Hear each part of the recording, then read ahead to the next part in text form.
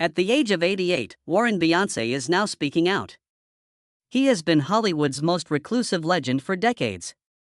He has only been married once, dated more than 12,000 women, and concealed his darkest regrets. However, he has now revealed the one woman he will never forget in a rare revelation. It isn't his spouse. It's neither Diane Keaton nor Madonna. You won't believe the answer. In 1974, this woman destroyed his heart and irrevocably altered his life. We reveal her identity today and the reason he still refers to her as his biggest error. In Richmond, Virginia, on March 30, 1937, Warren Beatty was born. Henry Warren Bay was born into a close-knit family with a strong Baptist faith, which influenced the family's sense of order despite their many moves. His mother, Kathleen, was a theatrical teacher at a high school and kept rehearsals, lines, and stories all around the house. Her son was quietly influenced by her enthusiasm for theater, and she frequently supervised school plays. His father, Ira, was a systematic and serious psychologist and educator who relocated the family to Richmond, Norfolk, and ultimately Arlington. His Nova Scotian grandparents, who were also teachers, gave their life a distinct beat. This multifaceted home combined books, discipline, and sporadic creative outbursts. The notion of performance was already orbiting Warren by the time he was able to walk. The loud one wasn't him. He listened, observed, and then imitated. When he was younger, he would spend hours imitating Al Jolson and Milton Berle. He created personalities without an audience by working in hidden areas. He was adaptable due to the family's migrations. His ability to read a room gets better with each new school. He clung to this hidden world of impersonations, nonetheless, and kept to himself wherever they landed. He was moved by the Philadelphia Story's 1950 re-release. It wasn't only a film. It was a cue. Inside, the future began to take shape. He changed course at Washington Lee High School in Arlington. He found solace in football. By his senior year, he had established himself as the team's top quarterback, winning games that brought applause from the spectators. He possessed the grades to support his role as class president.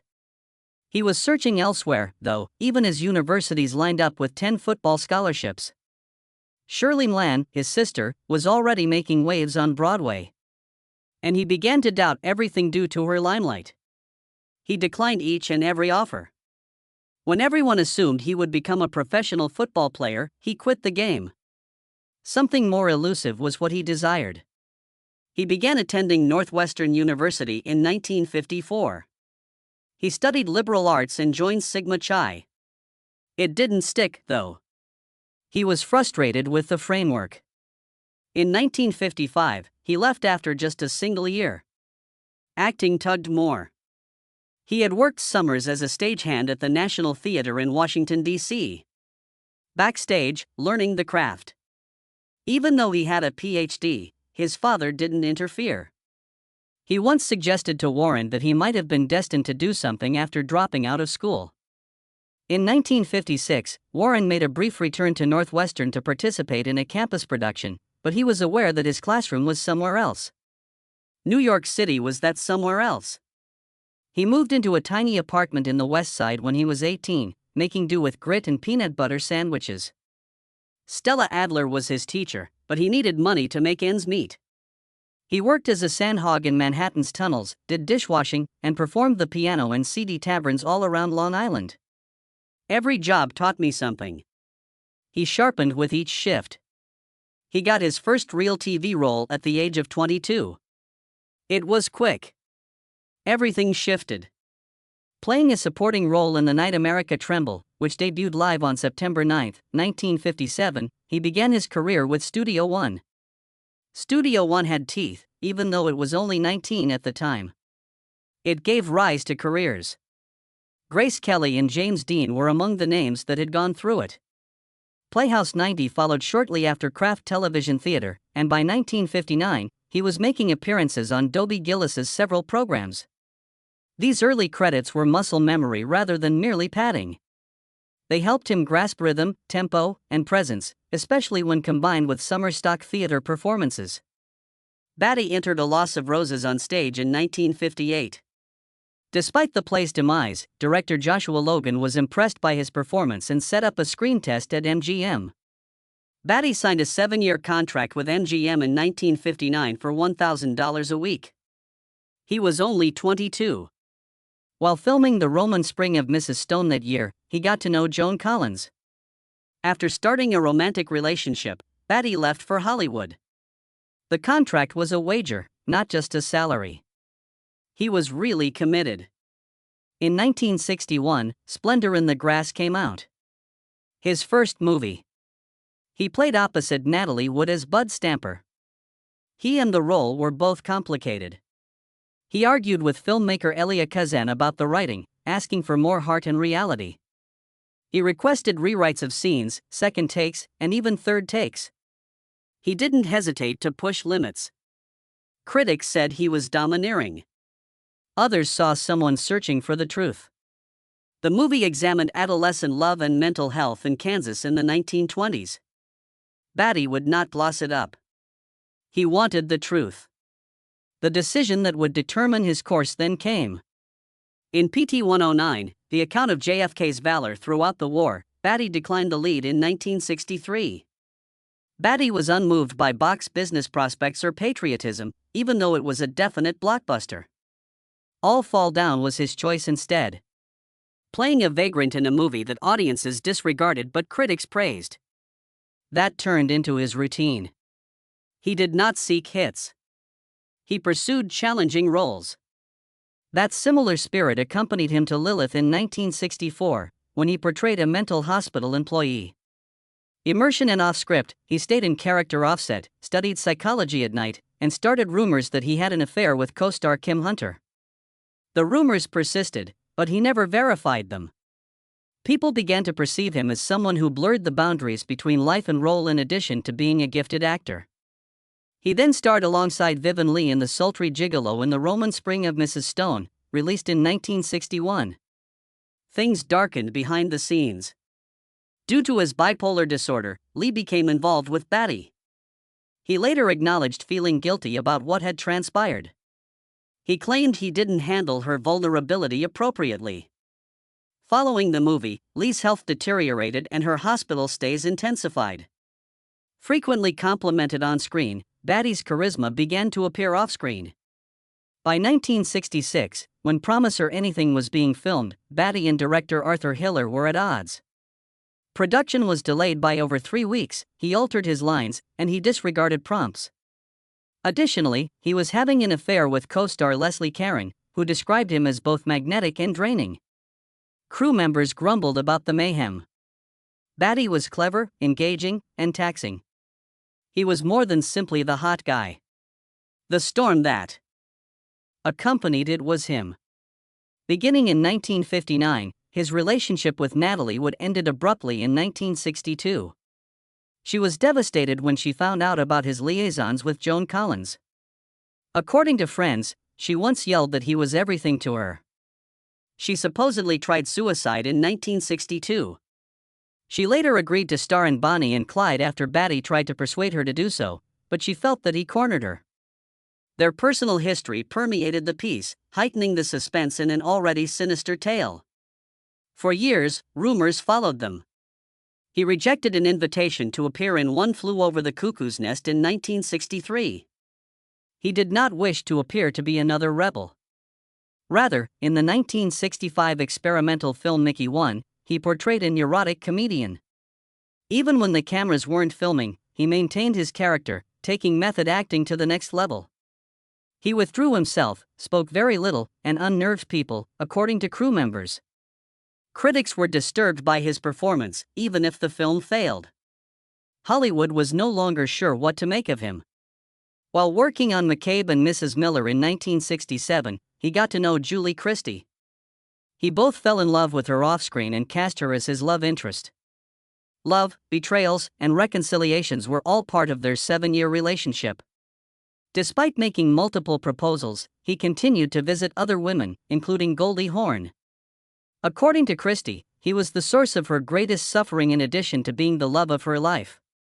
Magazines documented their every action, breakup, and cosmetic procedure. Like his movies, Beatty's life was unable to keep drama and emotion apart. In 1967, Bonnie and Clyde. Because they believed the movie would fail, the studio only paid him 40% of the box office instead of a set fee. They detested the storyline, the French New Wave inspiration, the violence, and the sexuality. Beatty, however, resisted. It produced a $2.5 million film that made over $70 million worldwide, making it one of the most successful films of its era. In less than 1 minute, the film's horrific climax was pieced together from more than 50 cuts. Allen battled for that conclusion. Arthur Penn refused to change his mind, despite her leaving the edit room twice. Everything changed after that gunfight. The old Hollywood system was upended, and the new Hollywood wave was born. Beatty wasn't only the main character. It came about because he was the risk-taker, producer, and creative force. And he was nominated for his first Oscar for it. Additionally, casting wasn't seamless behind the scenes.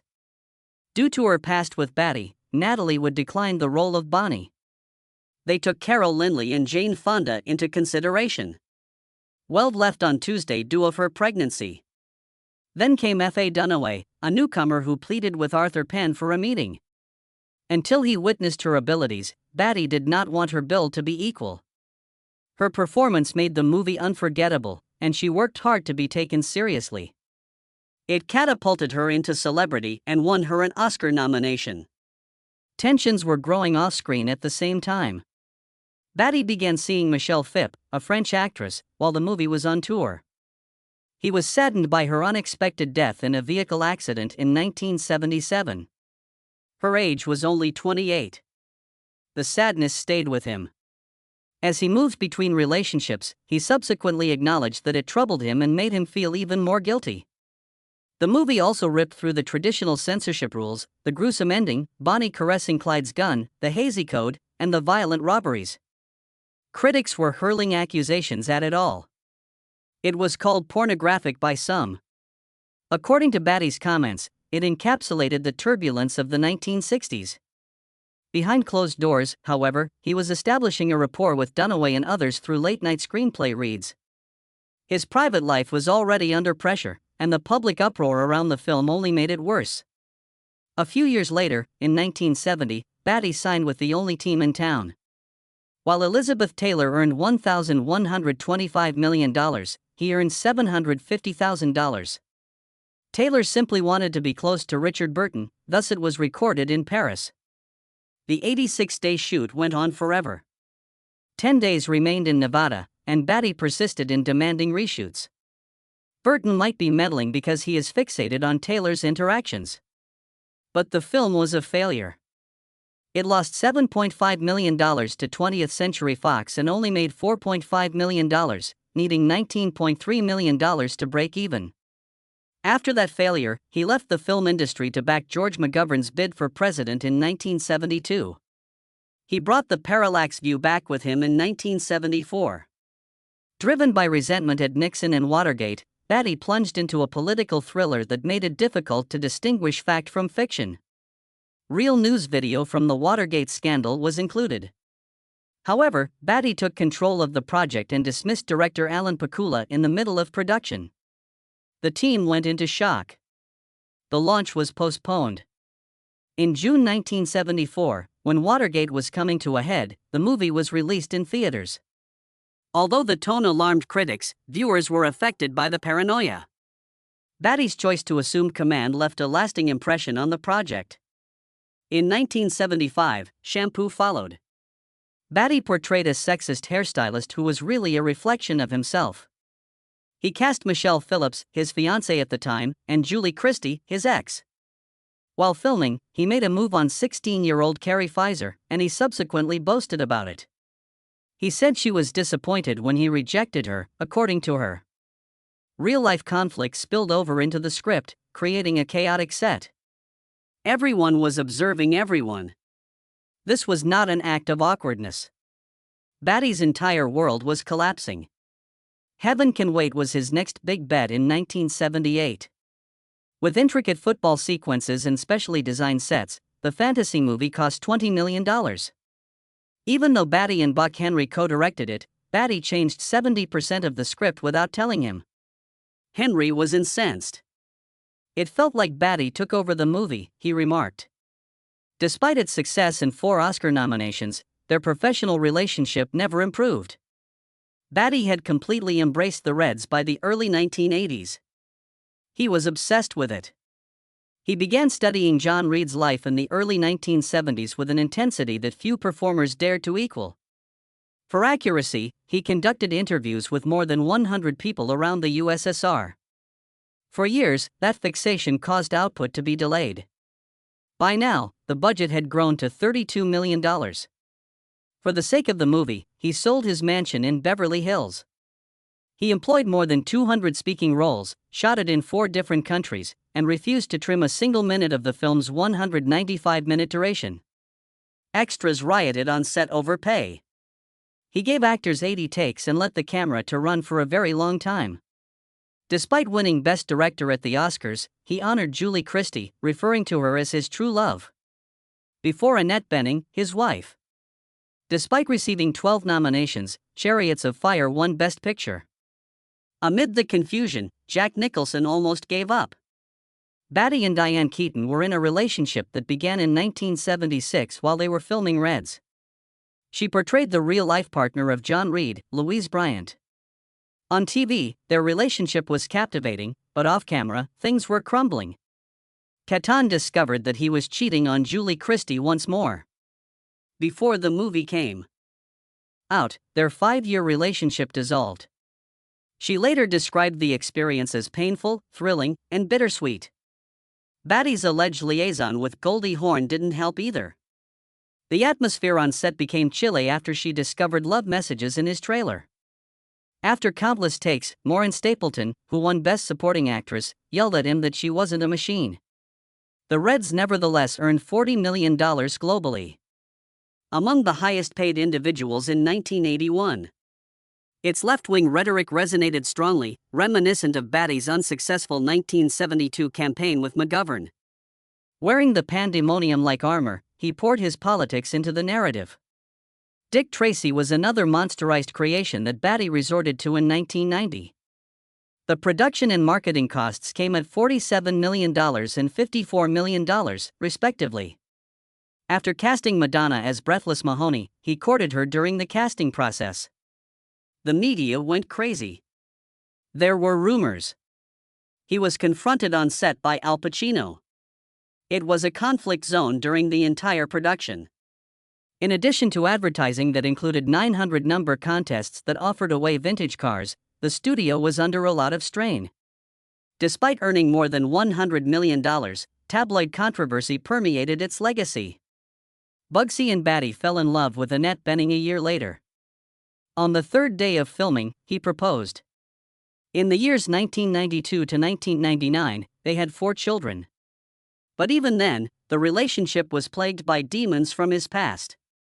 His chemistry with Julie Christie was nothing like theirs, he told Bening. In 1972, he had chosen to play Bugsy Siegel over The Godfather. He researched Siegel's idea for Vegas and met actual gangsters to get ready. In addition to giving Beatty a new chapter of Marriage Children, that devotion propelled Bugsy to 10 Oscar nominations. Still, the fissures were visible. Bulworth became his most contentious work to date in 1998. It was a hip-hop-covered political parody. It was attacked by the NAACP for its racial stereotyping. It cost an additional $5 million to have large parts of it rewritten and reshot by Beatty. The initial spending plan was $30 million. The criticism outweighed the positive reviews. Although the movie was nominated for an Oscar for Best Original Screenplay, its legacy remained linked to the anger it incited. In 1994, he once rejected Forrest Gump, citing it as being too emotional. Instead, in 1987, he produced the disastrous movie Ishtar. Colia Pictures spent more than $40 million on it, but only made $14 million in the U.S. Chaos resulted after filming with filmmaker Elaine May in the Sahara. Beatty left as a producer with $5 million. Only someone like him could make such an escape. Reputation hurt, money unharmed. Warren Beatty attempted to make a comeback to Hollywood at the age of 79 with a movie he had been working on for more than 30 years. Rules Don't Apply was the title. He did more than just play the lead. He personally funded it, authored it, and directed it. The budget for the film ranged from $25 to $26.7 million. On November 23, 2016, Beatty was hoping for a final huge hit when it came out. However, only $1.6 million was made throughout the first weekend. 5 days later, it had barely earned $2.2 million. The earnings had dropped by 93% by the time the third weekend arrived. Before the year was over, it was taken out of cinemas entirely. By the end, the movie had only made $3.6 million globally. Not even 14% of the price. Beatty's insistence on a perplexing 45-minute cut didn't help. The outcome was one of the worst box office collapses in contemporary cinema. Following the financial catastrophe, a lawsuit was filed in 2017 demanding $18 million in damages. The legal issues that followed Beatty weren't limited to that. A woman sued him in 2022 under California legislation, which permitted the reopening of previous abuse charges.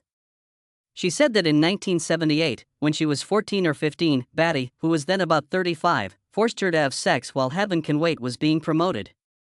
She recounted several instances and claimed he manipulated her by using his power. The incidents weren't completely denied by Beatty. His legal team instead claimed that the law had flaws. The action was dropped in 2023 owing to a procedural impediment that ended the case forever, not because the claims were unfounded.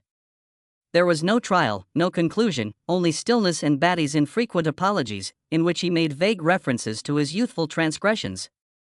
Then the seclusion grew more intense. After 2020, Beatty began to distance himself from the public eye, but by 2025, he hardly ventured outside of his Los Angeles residence. He and his wife, Annette Bening, are the producers of a new film that has yet to be released, titled The Women of the Castle. It has been completed for years, according to insiders, but Beatty won't proceed. He didn't attend important family gatherings, such as his daughter Ella's Broadway debut in 2025. According to his friends, he is cautious, forgetful, and vulnerable. He fears being perceived as feeble. Some problems with whisper memory. It's merely privacy, according to some. For whatever reason, though, Beatty appears to be stuck in the same kind of loneliness that he previously portrayed in his role as Howard Hughes. It appeared that he was always plagued by that worry of regret. Beatty was given the opportunity to produce, write, or direct The Godfather in the 1970s by Charlie Blorn, the film's producer. He went by. He claimed that the book didn't feel to him like a movie. His choice cost him one of the most lucrative movie franchises. Over $1 billion has been earned by the Godfather saga. A later statement from Beatty stated that he couldn't get over missing The Irishman in 2019. He felt unprepared for it. Over the years, he has declined roles that others would have killed for, including Superman and Jack the Ripper. He always desired complete control, but occasionally that came at a very high cost. People were startled when he did show up at the 2022 Oscars. At 85, he was trembling. It was difficult for him to speak. Then he was gone once again. In 2024, he didn't attend anything, including his daughter's opening night. According to friends, he was developing a screenplay about his George McGovern campaign in 1972. He used to refer to that campaign as the most significant event in his life, but the quiet around him became more and more deafening. Although there was no formal diagnosis, rumors were rampant. While some attributed it to aging, others had deeper suspicions. Although there were still legends associated with Beatty's name, there were also tales. He once made a joke about having dated more than 12,000 women during an interview. He mentioned it several times. One of the most bizarre stories connected him to a supposed threesome with Richard Burton and Elizabeth Taylor in the 1970s. The couple's divorce was allegedly caused by the story, which went viral in Hollywood. The fact that individuals accepted it despite the lack of evidence and concrete confirmation demonstrates how Beatty's fame fueled the idea. That reputation became a reality in 2015. Beatty fathered a kid with a co-star in the 1970s, according to a DNA test. He didn't ever mention the child in public. His marriage was severely damaged, even if the issue was resolved in secret. After their treatment sessions, Annette Bening allegedly stood by him. The story served as a reminder that even the most private lives have their mark, even if the child's name was never mentioned in the media. Beatty always kept to herself at home. The 4 children he and Bening reared were Kathleen, Benjamin, Isabel, and Ella. Beatty preserved his family despite leading a public life. He did not appear when Ella gave an unacceptable Broadway performance in 2025. It was the travel, he said. It was the crowds, he claimed. It was vanity, according to insiders. He didn't want to appear elderly to others. But his history continued to haunt him. Even Julie Christie, his former flame who broke up with him in 1974, stayed in touch. In 2020, she visited Los Angeles with her spouse and stayed at Beatty's guest house. She was still the one he compared everything against, he told her. At home, conflict resulted from that candor. His reflection was Christie. The one who shaped his artistic voice, he once remarked. After the 1966 Royal Command performance in London, their narrative began, and in 2025, he sat in a quiet studio and remarked, "She's still the ghost I can't shake." They were the most inventive couple in Hollywood for almost 10 years. In 1971, they produced McCabe and Mrs. Miller. Shampoo was produced in 1975. Christie, however, refused Beatty's requests for marriage and kids. She desired autonomy. In the fall of 1974, she ended it over the phone. He felt heartbroken. He even pledged to give her alimony in the event that they parted ways. She declined even though they weren't married. She had no desire to own anything. Heaven Can Wait was their final big movie together, released in 1978. It was awful behind the scenes, but Beatty received 4 Oscar nominations for it. The staff was aware of the intense stress. Together, they did not want to be alone. That film was the last one. They would never again collaborate. But Beatty was unable to let go. When he released Reds in 1982, he dedicated it to Christie. For that film, he was awarded Best Director. He wanted to include her name on the most intimate creation he had ever done. It was more than a simple homage. That was an admission. He acknowledged that he still loved her in 2025, 43 years later. She was his ultimate regret, he said, his defiant compass. Not all wounds were left buried. A lawsuit alleging that Beatty had invited a 14-year-old girl to the Shampoo premiere after party in the 1980s appeared in 2023. She said he tricked her into having inappropriate relationships for months. Under California's unique law for reopening previous child abuse allegations, the lawsuit was permitted.